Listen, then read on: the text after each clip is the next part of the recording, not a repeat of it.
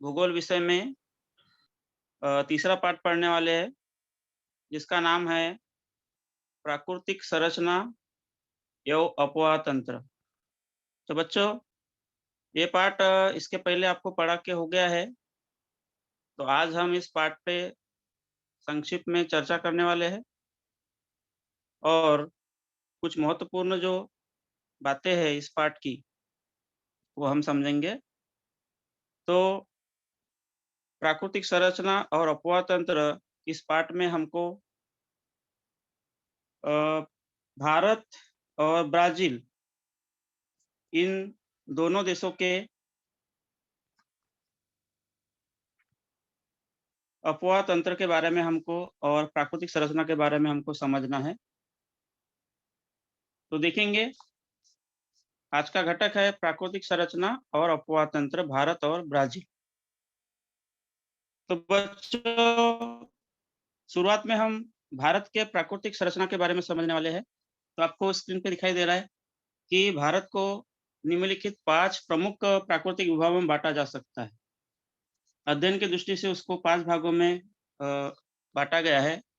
तो पहला है हिमालय के पर्वतीय प्रदेश, जो भारत का महत्वपूर्ण प्राकृतिक विभाग है। दूसरा है उत्तर भारतीय मैदान, जिसमें गंगा और सिंधु नदी का मैदान और ब्रह्मपुत्र नदी का मैदान आता है। तीसरा है प्रायद्वीप पठारी प्रदेश, जिसको भारतीय द्वीपकल्पीय पठारी प्रदेश कहा जाता है। चौथा है भारतीय तटीय प्रदेश, तटवर्ती प्रदेश, जिसमें पश्चिम तट और भारत का पूर्व तट, इन दोनों तटीय प्रदेश का समावेश होता है। और पांचवा है भारतीय द्वीप समूह। भारतीय द्वीप समूह के 2 भाग है, एक अरब सागर के द्वीप और दूसरा है बंगाल की खाड़ी के द्वीप समूह। तो बच्चों, आपके पाठ में ये प्राकृतिक मानचित्र दिया है भारत का। तो अभी हमने जो चर्चा किया कि भारत के प्रमुख 5 विभागों को हमको जानना है, तो पहला विभाग हम देखने वाले हैं हिमालय के पर्वतीय प्रदेश। तो आप मानचित्र में देखो, तो जो उत्तर का जो भाग है, ये जम्मू कश्मीर राज्य में आता है ज़्यादातर। तो ये हिमालयन पर्वतीय प्रदेश जो है, वो भारत का सबसे प्राचीन अर्वाचीन वली पर्वत है और इसका विस्तार जो है पामीर पठार से लेके अरुणाचल प्रदेश, जम्मू कश्मीर से लेके तो अरुणाचल प्रदेश की और फैला हुआ है। काफ़ी लंबा विस्तार है। तो सभी पाँचों विभागों के बारे में हम विस्तार से जानेंगे।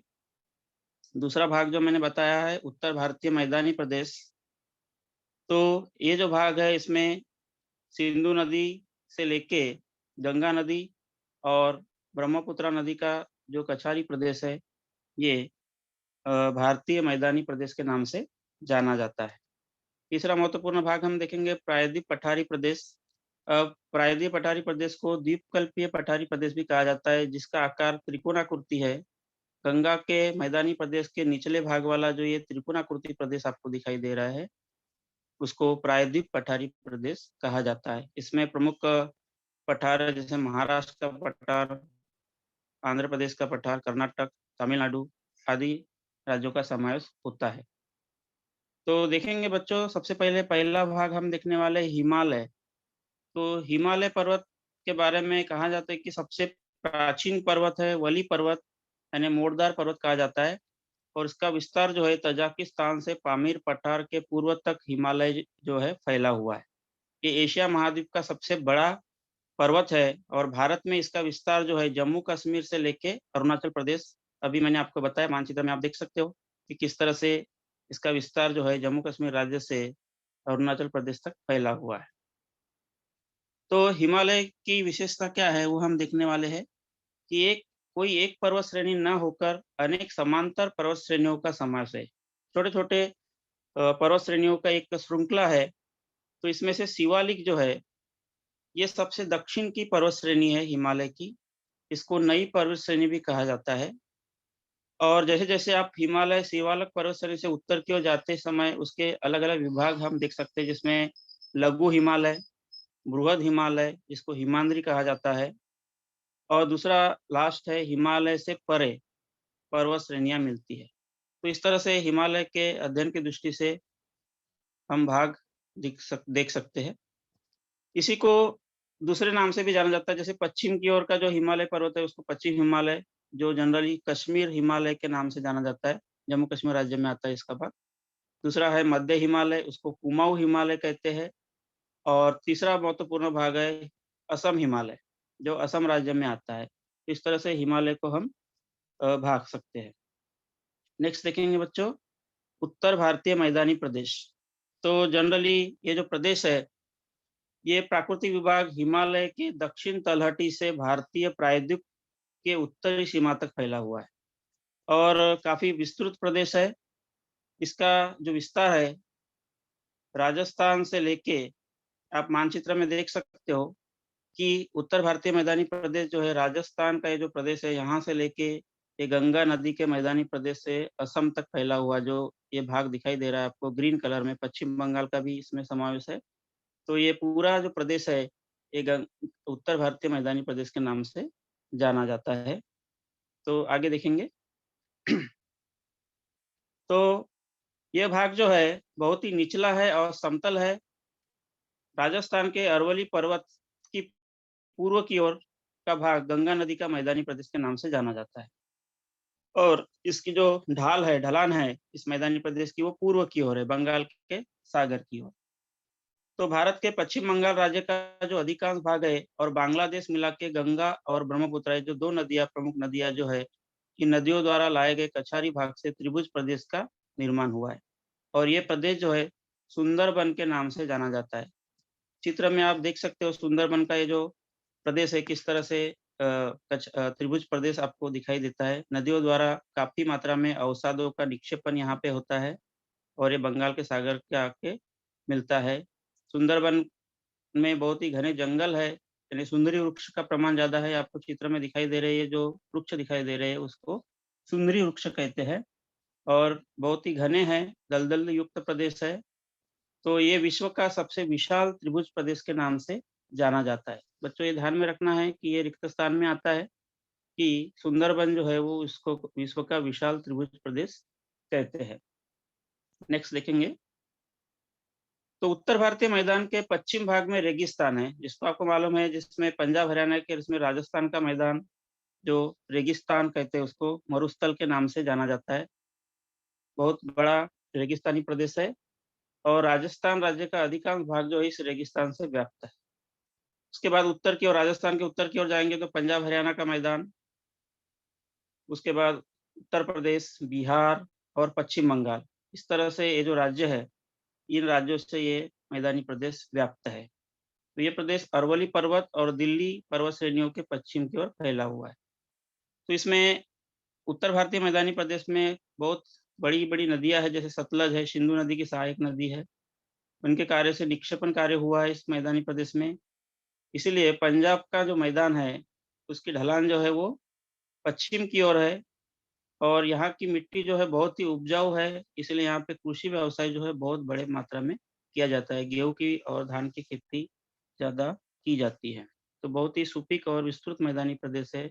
इसको हम भारत का एक प्रमुख भाग है जो कृषि कार्य के लिए और अन्य उद्योग धंधों के लिए प्रसिद्ध है।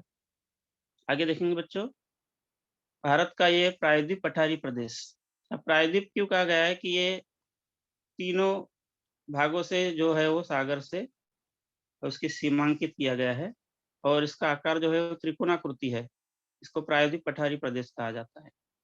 ये हिंद महासागर दक्षिण में, पूर्व में बंगाल का सागर और पश्चिम में अरब सागर जो है इससे सीमांकित है। तो यहाँ पे राजस्थान से लेके तो कन्याकुमारी तक ये जो भाग है, ये प्रायद्वीप पठारी प्रदेश के नाम से जाना जाता है। ये मैदान बहुत ही समतल है और इसके मध्य भाग में सतपुड़ा पर्वत, पश्चिम में पश्चिम घाट की श्रृंखला और पूर्व में पूर्व घाट की पर्वतीय प्रदेश से ये बंधा हुआ है। तो इसको प्रायद्वीप पठारी प्रदेश कैसे, इसमें महाराष्ट्र का पठार है, कर्नाटक का पठार है, तमिलनाडु का पठार है, आंध्र प्रदेश का पठार, ये प्रमुख पठारों का समावेश होता है। आगे देखेंगे भारतीय तटीय प्रदेश। अब भारत को कम से कम 7,500 यानी 7,500 किलोमीटर लंबाई का तटीय प्रदेश मिला हुआ है। पश्चिम घाट से लेके ये जो आपको ब्लू कलर में जो सीमा दिखाई दे रही है, ये भारत का प्रमुख तटीय प्रदेश माना जाता है। तो पूर्व और पश्चिम दोनों दिशाओं में है। तो पश्चिम तट जो है ये अरब सागर से सटा हुआ है। गुजरात से लेके तो कन्याकुमारी तक का ये जो प्रदेश है, इसको पश्चिम तटीय प्रदेश कहा जाता है। और ये तट की विशेषता क्या है? ये बहुत ही पथरीला है और अनेक पर्वत श्रृंखला इस तट में आई हुई है। पश्चिम घाट से अधिक गति से बहने वाली जो अनेक छोटी-छोटी नदियाँ हैं, इस तट पे आके मिलती है और इसीलिए इन नदियों के मुहाने के पास त्रिभुज प्रदेश नहीं बन पा जाता है। आपको प्रश्न कारण पूछा जा सकता है कि पश्चिम घाट के तटीय प्रदेश में त्रिभुज प्रदेश नहीं पाया जाता, उसका कारण क्या लिखोगे? कि ये बहुत ही पर्वत श्रृंखला वाला तट है और इसकी चौड़ाई भी कम है और अधिक नदियों की जो गति है बहने की वो बहुत ज़्यादा होने की वजह से यहाँ पे अवसादों का निक्षेपण नहीं हो पाता, इसलिए यहाँ पे त्रिभुज प्रदेश जो है वो नहीं बन पाते। अब पूर्व तट के बारे में देखेंगे, ये जो तट है बंगाल की खाड़ी से सटा हुआ है। ये जो बंगाल का सागर है, तो नदियों द्वारा बहुत तेज़ी से यहाँ पे वहन किया जाता है और इधर ढलान जो है, धीरे-धीरे पूर्व की ओर जैसे नदी बहती है, वैसे-वैसे अवसादों का निक्षेपण इस भाग में ज़्यादातर हुआ है और इससे ये पूर्व तट का निर्माण हुआ है। तो काफ़ी लंबी यात्रा कर पूर्व तट पर आने के बाद नदियाँ जो है भूमि की मंद ढलान के कारण नदियों में कम गति हो जाती है और इसीलिए नदियों के साथ बहाकर लाए अवसादों का निक्षेपण जो है इस तटीय प्रदेश में ज़्यादा होता है। और इसीलिए पूर्व तटीय प्रदेश में नदियों के मुहाने के पास ज़्यादातर आपको त्रिभुज प्रदेशों का निर्माण दिखाई देता है। जैसे सुंदरबन है पश्चिम बंगाल राज्य में प्रमुख त्रिभुज प्रदेश है विश्व का, अभी हमने देखा। इधर गोदावरी नदी का प्रमुख कछारी क्षेत्र है। आगे देखेंगे, भारत का ये लास्ट वाला प्राकृतिक विभाग है जिसको बोलते हैं भारतीय द्वीप समूह। तो भारत की मुख्य भूमि के अलावा भी अनेक छोटे-छोटे द्वीप पाए जाते हैं। इसमें 2 प्रमुख द्वीप समूह, एक अरब सागर और दूसरा है बंगाल की खाड़ी। दोनों में एक बड़ा-बड़ा द्वीप समूह है। तो अरब सागर में जो द्वीप समूह पाया जाता है उसको बोलते हैं लक्षद्वीप और बंगाल की खाड़ी में स्थित द्वीप समूह को क्या बोलते हैं? अंडमान और निकोबार द्वीप समूह। अब ये जो द्वीप समूह है, तो लक्षद्वीप जो है आपको यहाँ पे दिखाई दे रहा है। छोटे-छोटे द्वीप है, अधिकांश ये आकार में बहुत छोटे हैं और उनकी ऊँचाई भी कम है और इसीलिए उनको एटॉल के नाम से जाना जाता है। रिक्त स्थान में आपको एक प्रश्न आता है, तो ध्यान में रखना है कि लक्षद्वीप के अधिकांश द्वीप क्या है? एटॉल है, ऊँचाई कम है और आकार में छोटे हैं। दूसरा द्वीप समूह है अंडमान समूह, ये सबसे बड़ा द्वीप समूह है और इसकी विशेषता है कि ये ज्वालामुखीय द्वीप से हैं। ज्वालामुखीय पर्वत के जलमग्न शिखर के रूप में वो ऊपर दिखाई देते हैं। ये आकार में बहुत बड़े हैं और ऊँची-ऊँची पहाड़ियाँ भी इसमें हैं। तो इसमें एकमात्र ऐसा एक द्वीप समूह है बच्चों भारत में, जिसका नाम है बैरन द्वीप। आपको रिक्त स्थान में हमेशा पूछा जाता है कि ये भारत का एकमात्र सक्रिय ज्वालामुखी है। कहाँ पे ये? अंडमान और निकोबार द्वीप समूह में और ये भी एक एटॉल के आकार के रूप में है। तो इस तरह से बच्चों अभी हमने भारत के प्रमुख 5 प्राकृतिक विभागों के बारे में जानकारी प्राप्त की है। तो सबसे पहले हमने देखा हिमालय पर्वत जो है, उत्तर में कश्मीर से लेके ये पूर्व में अरुणाचल प्रदेश तक फैला हुआ है, पहला भाग हमने देखा। दूसरा भाग हमने देखा उत्तर भारतीय मैदानी प्रदेश जो ग्रीन कलर में आपको यहाँ मानचित्र में दिखाई दे रहा है। तो ये मैदानी प्रदेश जो है सिंधु नदी से लेके ब्रह्मपुत्र नदी के बीच, सिंधु नदी इस भाग में बहती है, ये गंगा नदी का प्रमुख क्षेत्र है और इधर ब्रह्मपुत्र नदी का कछारी क्षेत्र है। तो ये विस्तृत मैदानी प्रदेश है, इसको उत्तर भारतीय मैदानी प्रदेश के नाम से पहचाना जाता है। तीसरा भाग जो है ये राजस्थान का रेगिस्तानी प्रदेश जो है, मुझको भारतीय रेगिस्तान या भारतीय मरुस्थल के नाम से भी जाना जाता है। उसके बाद हमने देखा चौथा भारतीय द्वीपकल्पीय पठारी प्रदेश, जो आपको येलो कलर में यहाँ पे दिखाई दे रहा है। इसको प्रायद्वीप पठारी प्रदेश के नाम से भी जाना जाता है। और पाँचवा भाग हमने देखा बच्चों, जो है तटीय प्रदेश, भारतीय तटीय पद उसमें पश्चिम तट जो अरब सागर से सटा हुआ है और दूसरा देखा हमने पूर्व तट जो बंगाल के सागर से सीमांकित किया गया है। और लास्ट वाला भाग हमने देखा भारतीय द्वीप समूह, जिसमें अरब सागर में लक्षद्वीप और बंगाल के सागर में अंडमान और निकोबार द्वीप समूह। तो इस तरह से भारत के प्रमुख 5 प्राकृतिक विभाग आपको समझ में आया होगा बच्चों। अब आगे बढ़ेंगे। अभी हम तुलनात्मक वर्णन करने वाले हैं कि जैसे हमने भारत के प्राकृतिक विभागों के बारे में जाना, वैसे हम ब्राज़ील के प्राकृतिक विभाग देखने वाले हैं। तो अध्ययन की दृष्टि से ब्राज़ील के प्राकृतिक विभागों को 5 भागों में हम देख सकते हैं। पहला है ब्राज़ील की उच्च भूमि, दूसरा है विशाल कगार, तीसरा है ब्राज़ील का तटीय प्रदेश, चौथा है मैदानी प्रदेश और पाँचवा है द्वीप समूह।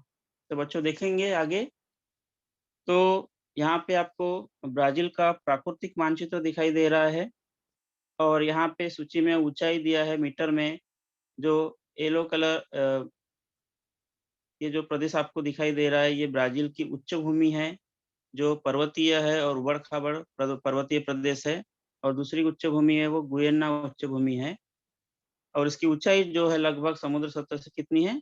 1000 मीटर तक दिखाई देती है। ये ब्राज़ील की राजधानी है ब्रासिलिया।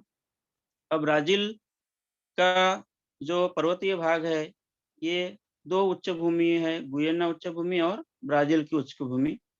बाकी का जो भाग है, ये अमेज़न नदी का विस्तृत मैदानी प्रदेश के नाम से जाना जाता है। तो ब्राज़ील में एक ही सर्वोच्च शिखर है जिसका नाम है पिको दी नेब्लिना। ये रिक्त स्थान में आपको आता है, जोड़ियों में भी आता है, तो ध्यान में रखना बच्चों। इसकी ऊँचाई 3014 मीटर है और ब्राज़ील का ये एकमात्र ऊँचा शिखर है। प्रमुख नदियों में हमने देखा ब्राज़ील में तो अमेज़न नदी सबसे बड़ी नदी है, जो पेरू देश के एंडीज़ पर्वत से इसका उगम हुआ है। दूसरी नदी है साओ फ्रांसिस्को नदी, जो पूर्व भाग में ब्राज़ील के दिखाई देती है। पश्चिम में पेराग्वे नदी है, पराना नदी का प्रदेश है। ब्राज़ील में बच्चों कुछ घास वाले प्रदेश भी है, जैसे पेंटानल है, जो येलो कलर में आपको दिखाई दिया, पम्पास है और कटिंगा है। ये घास वाले प्रदेश पाए जाते हैं, और उत्तर में उत्तर अटलांटिक महासागर और दक्षिण में दक्षिण अटलांटिक महासागर, ये ब्राज़ील के प्रमुख विशेषताएँ हैं। तो देखेंगे, पहला भाग हमने देखने वाला है ब्राज़ील की उच्च भूमि। तो ब्राज़ील की उच्च भूमि को ब्राज़ील का पठार, ब्राज़ील की उच्च भूमि या ब्राज़ील का ढाल का क्षेत्र के नाम से भी जाना जाता है। तो ये जो ब्राज़ील की उच्च भूमि है 2 भागों में है। जो गुयेना उच्च भूमि हमने अभी देखा वेनेजुएला में है। गुयेना उच्च भूमि आपको दिखाई दे रही है, वेनेजुएला देश है ये, ब्राज़ील के पड़ोसी देश। तो ये गुयेना उच्च भूमि और ब्राज़ील की उच्च भूमि, ये 2 भागों में ब्राज़ील की उच्च भूमि को देख सकते हैं। उसके बाद देखेंगे, ब्राज़ील के उत्तर में रोरोमा, पारा और अमापा, इन राज्यों में ये भूमि फैली हुई है। ब्राज़ील में उच्च भूमि का कम ऊँचा भाग आता है, लेकिन ब्राज़ील का सर्वोच्च शिखर जो अभी बताया मैंने, पिको दी नेब्लिना जो है, वो ब्राज़ील का एकमात्र ऊँचा शिखर है। दक्षिण में हमने देखा इसकी ऊँचाई 1000 मीटर से भी कम है, जो ब्राज़ील की उच्च भूमि का भाग है। उसी प्रकार अमेज़न नदी की जो अनेक सहायक नदियाँ और कई झरने और जलप्रपात इस प्रदेश में पाए जाते हैं। तो नेक्स्ट देखेंगे बच्चों, विशाल कगार। ये ब्राज़ील का प्रमुख दूसरा भाग है, प्राकृतिक भाग जिसको कहेंगे, लेकिन सबसे छोटा है, लेकिन उसकी ढलान जो है प्रकृति को देखते हुए और जलवायु पर पड़ने वाले प्रभाव को देखकर इसे स्वतंत्र विभाग माना जाता है। तो ये जो विशाल कगार का भाग है, ये आपको यहाँ जो हाइलाइट कर रहा हूँ, इसको विशाल कगार कहा जाता है। ये पर्वतीय प्रदेश है, और पर्वतीय प्रदेश होने की वजह से जो व्यापारी पवनें आती है पूर्व की ओर और इस भाग से दक्षिण के साइड से, तो ये जो विशाल कगार जो है वो ऊँचा पर्वत होने की वजह से व्यापारी पवनों को रोक देता है, और इसके कारण इसके पश्चिम भाग में जो है वो अवर्षण छाया का प्रदेश निर्माण हो जाता है। यहाँ बारिश बहुत कम होती है। तटीय भागों में बहुत ज़्यादा बारिश होती है, लेकिन उसके पश्चिम भागों में बहुत ही कम बारिश होती है, और इसी को पवन विमुख ढाल या वृष्टि छाया का प्रदेश कहा जाता है, जिसको ब्राज़ील का अनावृष्टि चतुर्भुज के नाम से ये प्रदेश जाना जाता है। तो ये भी महत्वपूर्ण पॉइंट है बच्चों, जो परीक्षा में पूछा जाता है कि ब्राज़ील का अनावृष्टि चतुर्भुज प्रदेश मानचित्र में दिखाइए, तो आपको इस भाग में आप दिखा सकते हैं। नेक्स्ट देखेंगे, तटीय प्रदेश। अब ब्राज़ील को बहुत ही लंबा तटीय प्रदेश है, जिसकी लंबाई कितनी है 7400 किलोमीटर। तो उत्तर अटलांटिक महासागर, ये जो आप दिखाई दे रहा है, और ये दक्षिण अटलांटिक महासागर काफ़ी लंबा तटीय प्रदेश है, उत्तर अटलांटिक से दक्षिण अटलांटिक महासागर तक, और बहुत सारे द्वीप और खाड़ियाँ भी है। तो यहाँ देखेंगे इस तटीय प्रदेश को उत्तर और पूर्व विभागों में बाँटा जाता है, ये उत्तर विभाग और ये पूर्व विभाग। तो उत्तर के अमापा राज्य है उत्तर में यहाँ पे, तो यहाँ पे पूर्व के रियो ग्रांडे से डो नॉर्टे तक ये तट उत्तर तट के नाम से जाना जाता है, और दक्षिण दिशा में फैले हुए तट को पूर्व तट कहा जाता है। तो उत्तर तट पर अमेज़न के साथ-साथ अनेक नदियाँ आकर मिलती हैं। यहाँ से जो अमेज़न नदी है, मुख्य नदी, ये उत्तर तट में जाके मिलती है, उत्तर अटलांटिक महासागर को। तो यहाँ पे बहुत सारे द्वीप है, जैसे मराजो द्वीप है, महाराजों की खाड़ी है और साओ मार्कोस की खाड़ी, ये 3 प्रमुख खाड़ियाँ यहाँ पे आपको दिखाई देंगी। और ये मराजो जो है वो बहुत ही बड़ा तटीय द्वीप है। पूर्व तट में अगर हम आएँगे देखेंगे तो यहाँ बहुत छोटी-छोटी नदियाँ जो है, जैसे साओ फ्रांसिस्को नदी है, आके मिलती है। तो साओ फ्रांसिस्को ये जो एक सबसे बड़ी नदी है जो संपूर्ण ब्राज़ील में बहती है, और ये नदी जो है अटलांटिक महासागर में आकर मिलती है। इस तट पर कई प्रकार के पुलिन और वालुका भित्तियाँ दिखाई देती है। पुलिन मतलब जो वालू के तट है, बीचेस है, वो ज़्यादातर यहाँ पे आपको दिखाई देती है। और दक्षिण तट पे ज़्यादातर प्रवाल भित्त जिसको बोलेंगे द्वीप, पत्थरों के द्वीप आपको ज़्यादा दिखाई देते हैं। तो बच्चों, उसके बाद देखेंगे ब्राज़ील का मैदानी प्रदेश, ख़ास करके अमेज़न नदी का जो ये मैदानी प्रदेश है, इसको ब्राज़ील का मैदानी प्रदेश कहा जाता है। बहुत ही समतल है और सुपीक है, और ये मैदानी प्रदेश जो है दक्षिण-पश्चिम के पैराग्वे पराना नदियों का भी भाग माना जाता है, और ये बहुत ही बड़ा विस्तृत मैदानी प्रदेश है, जिसकी चौड़ाई जो है 1300 किलोमीटर है, और 240 किलोमीटर जो है ये चौड़ाई धीरे-धीरे इधर आते तक कम हो जाती है। अमेज़न नदी जो है यहाँ की प्रमुख नदी है, जो अटलांटिक महासागर को जाके मिलती है। वैसे मैदान की चौड़ाई बढ़ जाती है, और ये मैदानी भाग पूर्णतः वनों से व्याप्त है। इस मैदानी प्रदेश की विशेषता क्या है कि ये जंगल से, घने वनों से भरा हुआ है। यहाँ वर्षा का प्रमाण भी ज़्यादा है, और बहुत ही दुर्गम प्रदेश है। अमेज़न की घाटी के वन उष्णकटिबंधीय वर्षा प्रकार के हैं, यानी वर्षा वन पाए जाते हैं यहाँ पे। बारिश का प्रमाण ज़्यादा होने की वजह से घने वन और बहुत ही ऊँचे पेड़ यहाँ पे दिखाई देते हैं। दूसरा मैदानी भाग जो है वो पेराना और पराना नदियों का जो भाग है, जो दक्षिण में है ब्राज़ील के। और यहाँ पे एक प्रदेश है पेंटानल, जो अभी हमने मानचित्र में आपको बताया था कि ये विश्व का सबसे आर्द्र भूमियों में से एक प्रदेश है, जिसमें दलदल युक्त प्रदेश भी है पेंटानल। और आपको रिक्त स्थान में प्रश्न आता है कि इसी प्रदेश में एनाकोंडा जो है ब्राज़ील का एक सरीसृप प्राणी जो पाया जाता है। और ये पेंटानल का दलदली प्रदेश जो है ब्राज़ील के माटो ग्रासो डो सुल राज्य में है। तो काफ़ी बड़ा प्रदेश, दलदलीय प्रदेश है। आगे देखेंगे, ब्राज़ील का ये अंतिम प्राकृतिक विभाग है जिसको द्वीप समूह कहते हैं। जैसे भारत में द्वीप समूह पाए जाते हैं, वैसे ब्राज़ील में भी तटीय प्रदेश में बहुत सारे द्वीप है। इनका वर्गीकरण तटीय और सागरीय द्वीपों में किया जाता है। तो ऐसे छोटे-छोटे द्वीप जो है जिसको हम एटॉल कहते हैं, देखे जाते हैं। तो ये द्वीप जो है अधिकतर निक्षेपण कार्य से बने हुए, नदियों के निक्षेपण कार्य से। तो सागरीय द्वीप मुख्य भूमि से 300 किलोमीटर की अधिक दूरी पर अटलांटिक महासागर में स्थित है। और ये द्वीप जो है चट्टानी है, पत्थरों से बने हैं, और ये जलमग्न पर्वतों को शिखरों के भाग है। पानी में डूबे हुए जो पर्वत होते हैं उसके ऊपर का जो शिखर का भाग जो है वो ये द्वीप है। तो दक्षिण अटलांटिक महासागर का तटीय भाग प्रवाल द्वीप से है, उन्हें एटोल कहा जाता है। तो ब्राज़ील के उत्तर अटलांटिक महासागर और दक्षिण अटलांटिक महासागर में ऐसे छोटे-छोटे बहुत द्वीप दिखाई देते हैं। तो बच्चों, अभी आपको समझ में आया होगा कि हमने अभी तक भारत और ब्राज़ील, इन दोनों देशों की प्राकृतिक रचना को समझे हैं।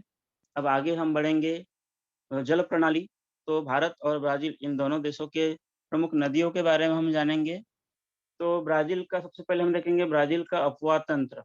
तो बच्चों, ब्राज़ील के अपवाह तंत्र में प्रमुख 4 भागों में इसको हम बाँट सकते हैं। जैसे अमेज़न नदी का मैदानी प्रदेश जो है, सबसे बड़ी नदी है ब्राज़ील की अमेज़न नदी। दूसरा है पेरावे और पराना अपवाह तंत्र, ये ब्राज़ील की दूसरी दक्षिण की भागों में बहने वाली नदियाँ हैं, पेराग्वे और पराना।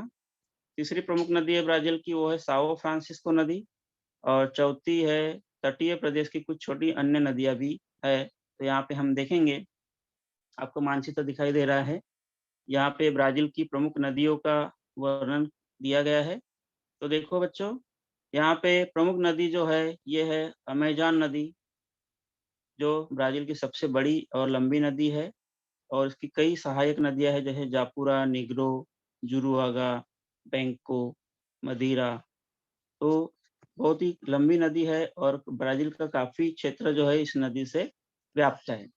दूसरी प्रमुख नदी हमने देखा साओ फ्रांसिस्को नदी, जो ब्राज़ील के पूर्व तट पर मिलती है। इसकी तीसरी जो भाग हम देखेंगे पराग्वे नदी और पराना नदी, ये ब्राज़ील की प्रमुख नदियाँ हैं। और तटीय प्रदेश में कुछ अन्य छोटी-छोटी नदियाँ, जैसे उसमें पूर्वागू नदी और जेक्विटिनोवा नदी। तो ये ब्राज़ील की प्रमुख नदियाँ हैं। तो देखेंगे इसका विस्तार। तो सबसे पहले जो है अमेज़न नदी के बारे में हम जानेंगे। अमेज़न का अपवाह तंत्र। चित्र में आपको देखा होगा कितनी बड़ी विस्तृत विशाल नदी जो है ये दिखाई दे रही है। ये है अमेज़न नदी। विश्व की सबसे बड़ी विस्तृत घने जंगलों से व्याप्त नदी है।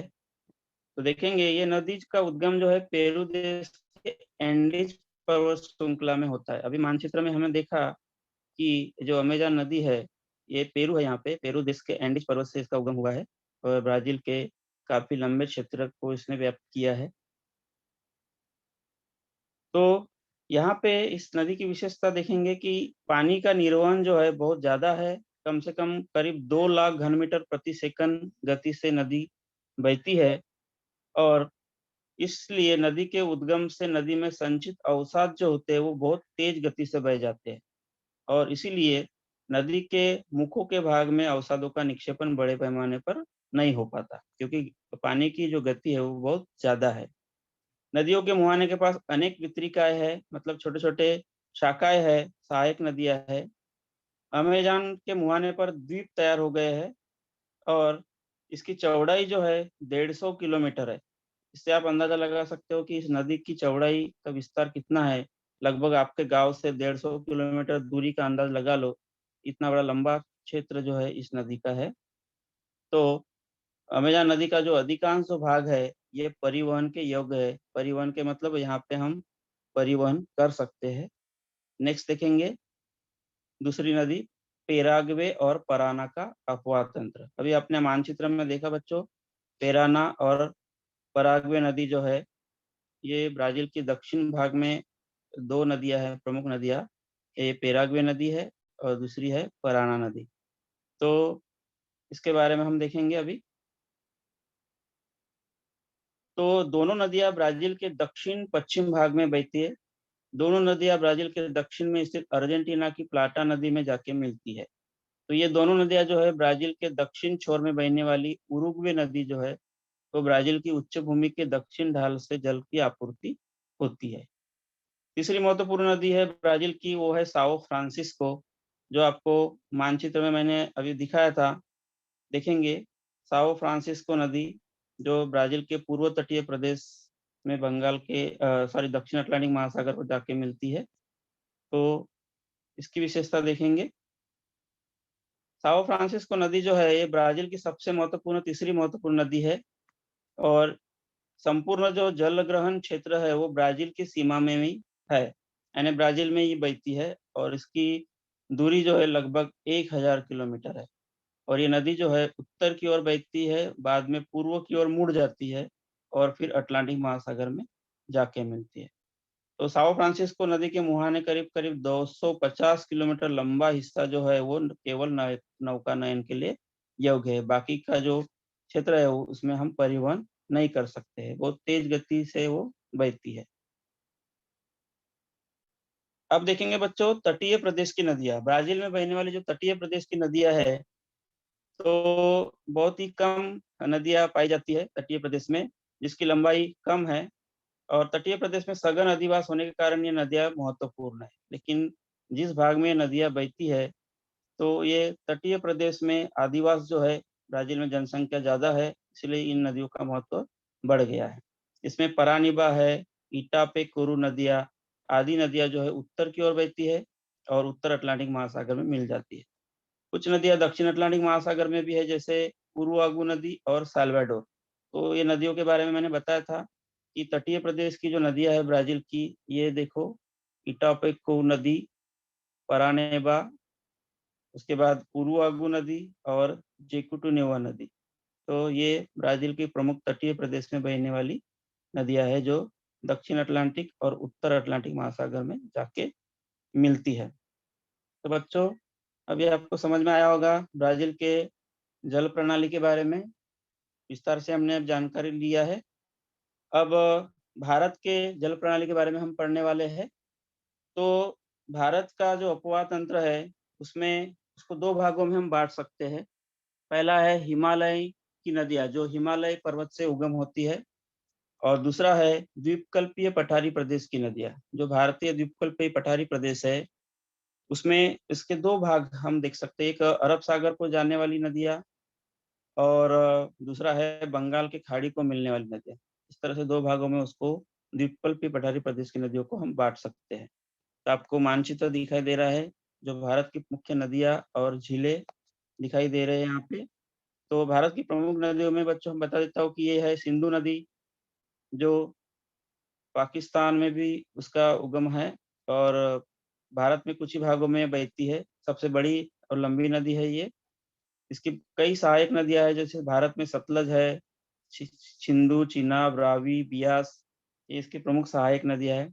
दूसरी भारत की महत्वपूर्ण नदी है वो जो है गंगा नदी, जो बंगाल के सागर को जाके मिलती है। गंगा की भी बहुत सहायक नदियाँ हैं, यमुना, गंगा, चंबल, सिंध, बेतवा, केन, शारदा, घाघरा और गंडक। तो इस तरह से तीसरी महत्वपूर्ण नदी है जो वो है ब्रह्मपुत्रा नदी, जो बंगाल के सागर को जाके मिलती है। तो ये हो गई उत्तर भारतीय मैदानी प्रदेश में बहने वाली नदियाँ। दक्षिण में प्रायद्वीप पठारी प्रदेश में जो नदियाँ बहती है, वो है नर्मदा और तापी।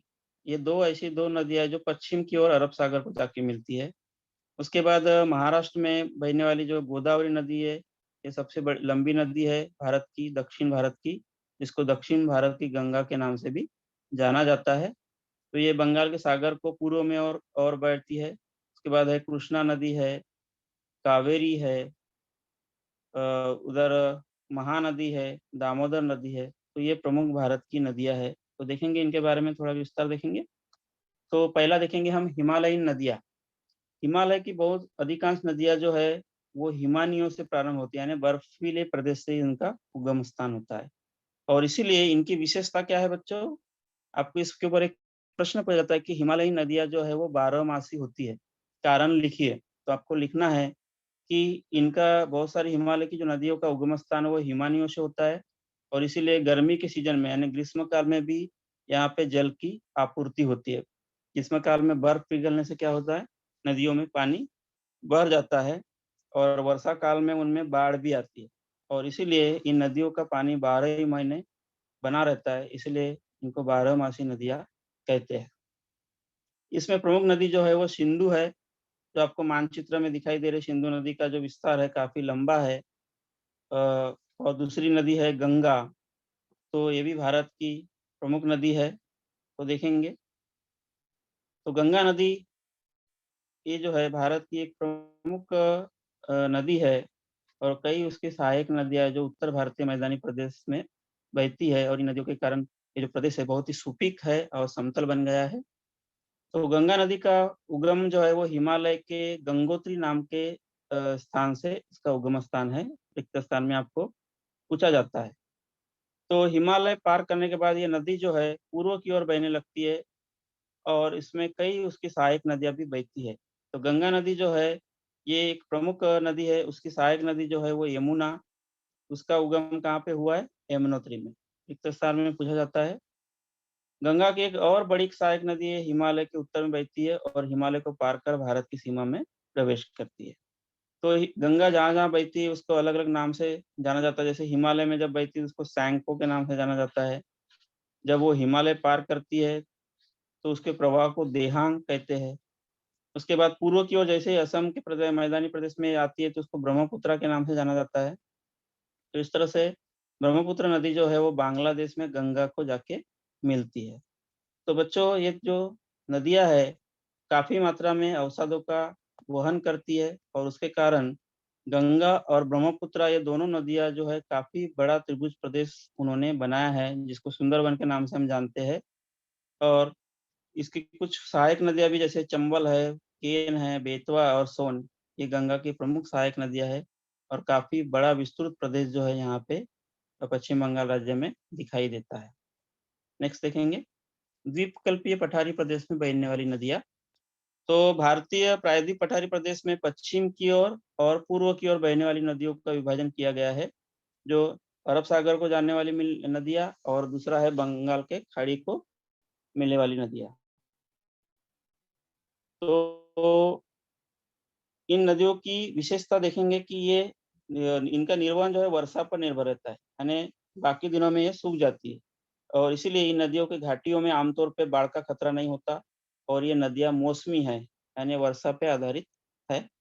तो देखिए बच्चों, बंगाल की खाड़ी में मिलने वाली नदियाँ कौन सी है? ये जो 2 नदियाँ हैं नर्मदा और तापी, ये 2 ऐसी नदियाँ हैं जो खाली अरब सागर को जाके मिलती है। बाकी की जो द्वीपकल्पीय पठारी प्रदेश की नदियाँ जैसे महानदी एक प्रमुख नदी है, गोदावरी है, कृष्णा है और कावेरी। ये प्रमुख नदियाँ जो है बंगाल के सागर को जाके मिलती है। तो अभी गोदावरी जो नदी है इसका जलग्रहण क्षेत्र जो है भारत में दूसरे क्रमांक पे है। गंगा नदी के बाद गोदावरी नदी जो है सबसे बड़ी लंबी नदी है दक्षिण भारत की, इसलिए इसको दक्षिण भारत की गंगा के नाम से भी जाना जाता है।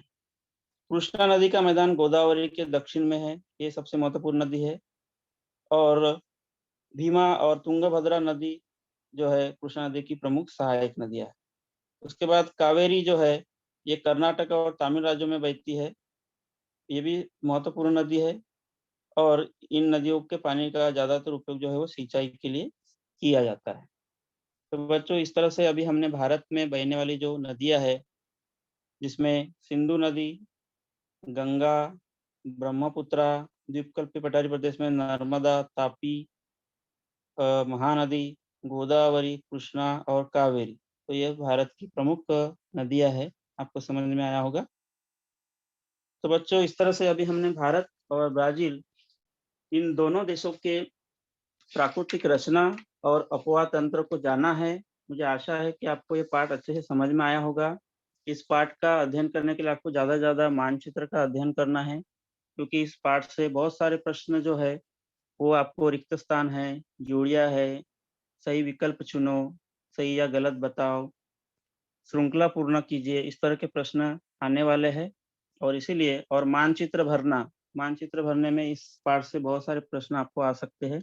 इसलिए इस पाठ में जो प्राकृतिक मानचित्र दिए गए भारत है, ब्राज़ील है और नदियों का जो मानचित्र है, उसका आपको अच्छे से ध्यान से अध्ययन करना है। तो बच्चों यहाँ पे कुछ हम स्वाध्याय के रूप में प्रश्न देखेंगे, जो परीक्षा में पूछे जाते हैं।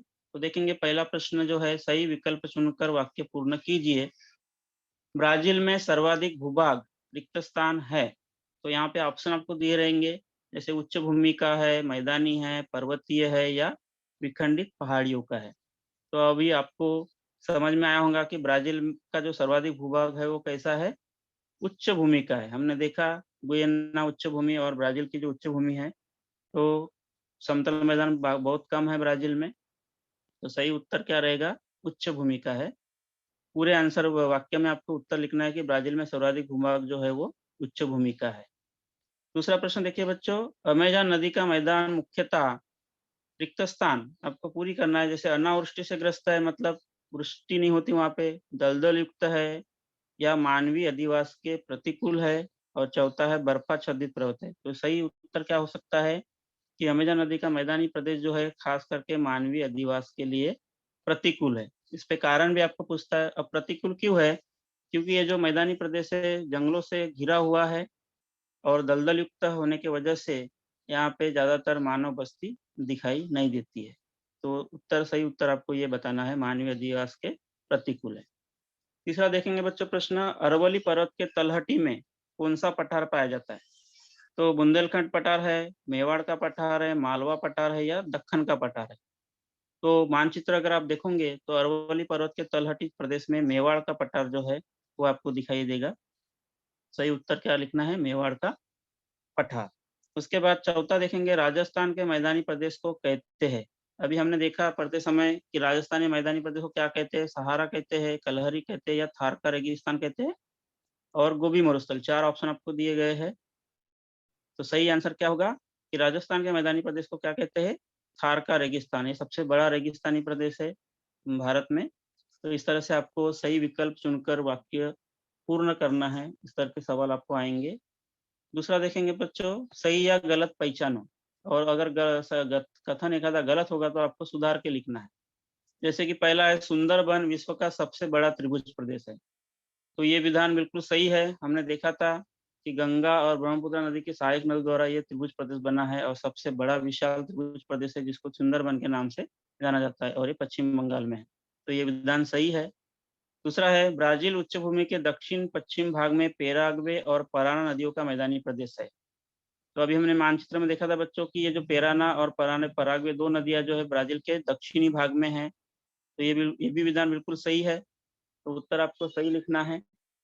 तीसरा है, गंगा नदी का उगम यमुनोत्री नामक हिमानी से होता है। तो पढ़ने के बाद आपको समझ में आया कि ये विधान क्या है? गलत है।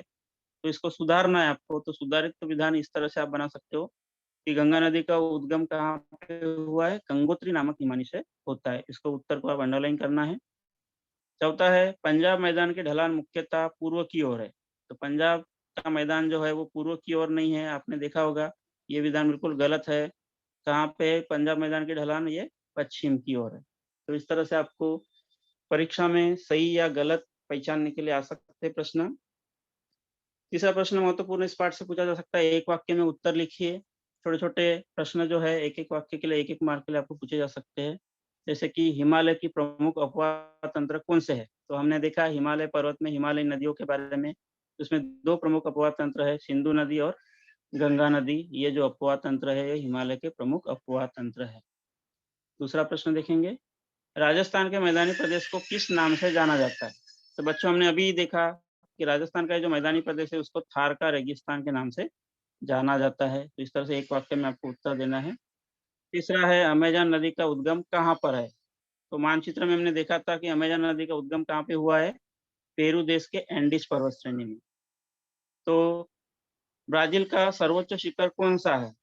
तो हमने मानचित्र में देखा था ब्राजील का सर्वोच्च शिखर जो ब्राजील के उत्तरी भाग में है वो है पिको दी नेबलिना। एकमात्र ही शिखर है। और पांचवा है, भारत के किस तट पर त्रिभुज प्रदेश पाए जाते हैं? तो भारत के कौन से तट पर त्रिभुज प्रदेश पाए जाते हैं? हमने देखा गंगा और ब्रह्मपुत्र नदियों द्वारा ये त्रिभुज प्रदेश बनाया गया है और ये भारत के पूर्व तट पर ज्यादा दिखाई देते हैं, पश्चिम बंगाल। और हमने देखा सुंदरबन जो विशाल त्रिभुज प्रदेश है। तो उत्तर आपको लिखना है, भारत के पूर्वी तट पर त्रिभुज प्रदेश पाए जाते हैं। तो बच्चों इस तरह से आपको तैयारी करना है परीक्षा की। और इस पाठ पे बड़े बड़े कुछ क्वेश्चन भी आ सकते हैं जिसके 4 मार्क के लिए विस्तार से उत्तर लिखिए। जैसे अमेजन नदी का अपवाह तंत्र के बारे में जानकारी लिखिए, या हिमालय, उत्तर भारतीय मैदान, भारतीय द्वीप समूह, इन भागों पे भी प्रश्न पूछे जा सकते हैं। तो बच्चों धन्यवाद आपको। इस पढ़ाए गए पाठ पे अगर आपको कुछ प्रश्न पूछना हो तो जरूर पूछिए। किसी बच्चों को कुछ सवाल पूछना है बच्चों? हाथ उठाओ बेटा, किसी को कुछ पूछना है? किसी को कुछ प्रश्न पूछना है तो हाथ उठाओ। जरूर पूछिए सवाल बच्चों अगर आपको समझ में नहीं आया होगा। सबरीना, माइक चालू करो। Hello sir. हाँ बोलिए। सर बड़े क्वेश्चन 4 मार्क्स वाले आपने नहीं दिखाए स्क्रीन पे। हाँ बच्चों, टाइम समय के अभाव की वजह से मैं नहीं दिखा पाया, लेकिन आपको बताया कि बड़े क्वेश्चन में आपको जैसे टिप्पणी लिखे वाले प्रश्न, जैसे हिमालय, उत्तर भारतीय मैदानी प्रदेश, टिप्पणी लिखे वाले प्रश्न आ सकते हैं। या भारत के प्रमुख प्राकृतिक विभागों को दर्शाए बताइए। तो 5 प्रमुख प्राकृतिक विभाग जो है जो हमने देखा, तो वो विस्तार से एक एक पॉइंट के आधार से आपको लिखना है। तो कुछ महत्वपूर्ण प्रश्न इस पाठ से बड़े क्वेश्चन आने वाले हैं, तो आप उसकी तैयारी कीजिए। समझ में आया बच्चों? और किसी को कोई प्रश्न? और किसी को कुछ पूछना है?